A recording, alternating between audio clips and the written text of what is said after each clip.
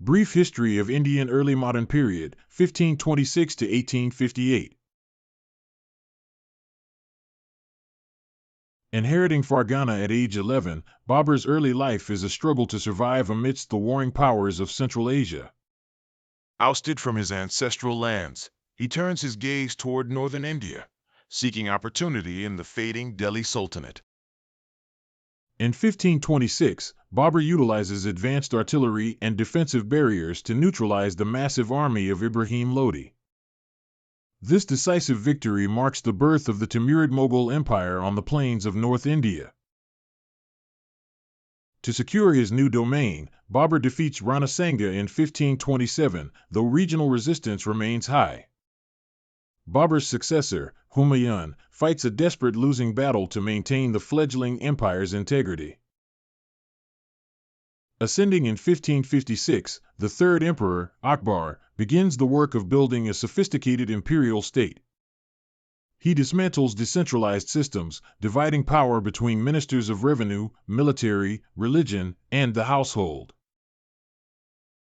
The Mir Bakshi ensures the military remains a centralized tool of the emperor's will. Religious endowments and judicial appointments are centralized to align spiritual life with the state. The High Steward coordinates state production and royal construction to project imperial prestige. By the mid-16th century, the structural foundations of Mughal hegemony are firmly in place. In 1580, Todar Mal implements the Dasala system, a scientific model for calculating state revenue. Precise measurements replace stretchable ropes, ensuring fair assessment and reducing local manipulation. Lands are classified by cultivation frequency, with discounted rates to encourage reclaiming wasteland. The state demands a cash payment based on a 10-year average, providing predictability for the treasury. Political consolidation is paired with cultural assimilation by ending discriminatory taxation. Akbar fosters a syncretic culture, seeking to reconcile the majority population with the ruling house. The Mansabdari system binds the multi-ethnic nobility directly to the person of the emperor. Assignments are typically temporary, ensuring that nobles do not establish deep territorial roots. To prevent hereditary power bases, Jagirdars are rotated across the empire every few years. Local rulers are granted hereditary rights in their homelands to secure their long-term loyalty. Local administration relies on a network of officers to monitor revenue and maintain order. The empire flourishes as a highly centralized and increasingly prosperous global power.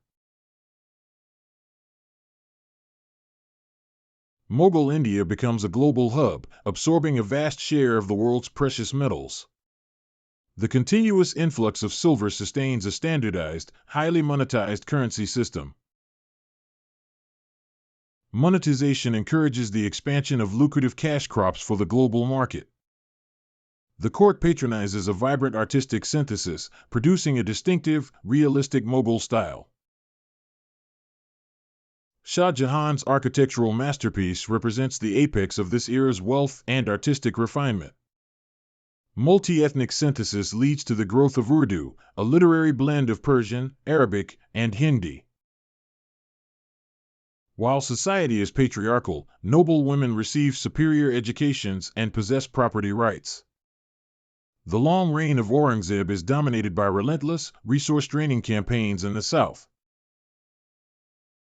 Expansion brings an influx of new nobles, straining the empire's ability to pay its officials. A structural Jagirdari crisis emerges as the demand for land revenue outstrips available territory.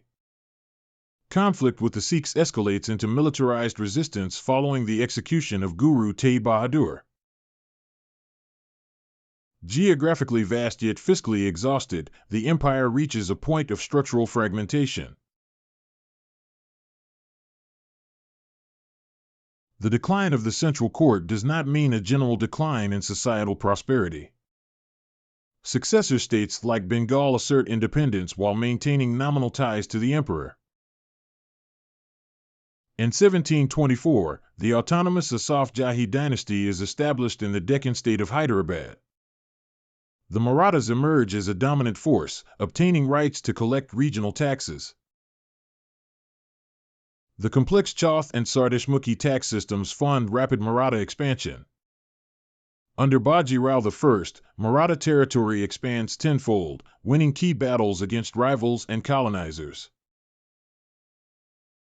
In the Punjab, the Sikhs organize into missals to defend their lands against foreign incursions. Ranjit Singh consolidates the Sikh Empire, building a modernized state that resists British advance. Rapid Maratha expansion brings them into a fatal collision with the Afghan Durrani Empire. In 1761, a decisive Afghan victory shatters Maratha central authority and kills tens of thousands. The victory is Pyrrhic for the Afghans, who return home, leaving a vacant space for new actors. This political vacuum provides the perfect opportunity for the company to expand its influence. The British East India Company utilizes political subversion to undermine the Nawab of Bengal. Victory in 1757 is secured through treachery, making the company the kingmaker of the region. The 1764 victory at Buxar eliminates the last major coalition against company dominance. The company receives the Diwani, the legal right to collect land revenue in Bengal, Bihar, and Odisha. This drain of wealth funds British railway investors and home charges at India's expense. Monopolies and coercion systematically deindustrialize India's highly productive manufacturing sector. Local agriculture is distorted to produce illegal exports, further impoverishing the peasantry. Rulers are forced to disband their armies and pay for British troops stationed on their land. With the fall of Mysore in 1799, the company secures its hegemony over southern India. The doctrine of lapse allows the company to seize states like Jhansi and Nagpur by refusing adoptions. Rigid revenue settlements like the permanent settlement commodify land and impoverish rural communities. Aggressive expansion and exploitation alienate all strata of society, from sepoys to princes. Rumors that cartridges are greased with pig and cow lard spark fears of forced religious defilement.